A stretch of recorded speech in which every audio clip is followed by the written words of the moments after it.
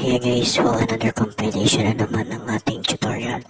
So una is sa Google Classroom kung paano tayo mag-join sa isang class. So yan, open kayo na Google Classroom and then click nyo yung plus sign. Tapos click nyo yung join class. So okay, nasa up version ng Google Classroom. So or pwede nyo i-paste yung code na galing doon sa iyong teacher or yung code link or itong invitation link or yung class code. So, kailangan nyo tandaan nyo sa class code kasi yun yung talagang papasok doon sa Google Classroom.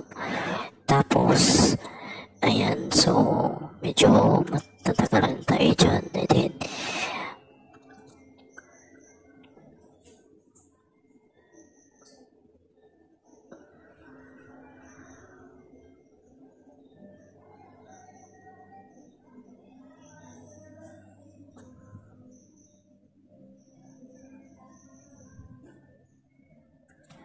tapos yan guys, so open nyo yung account na gusto nyo isali sa Google Classroom.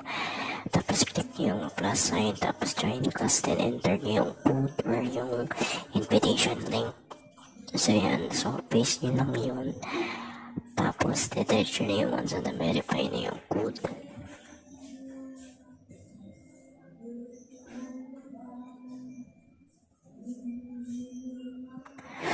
Tapos once okay na yun guys, open na kayo mag-upload ng inyong stream dyan din. Sunod naman sa TikTok algorithm naman na same sa ibang social media. So ito nga pala yung tungkol sa stories.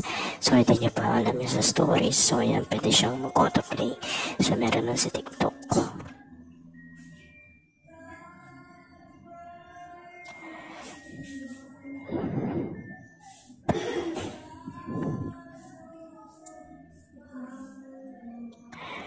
So, disclaimer lang guys, itong algorithm na ito nag-work lang pagka finalo nyo and dun sa ibang mga user na mayroong public post.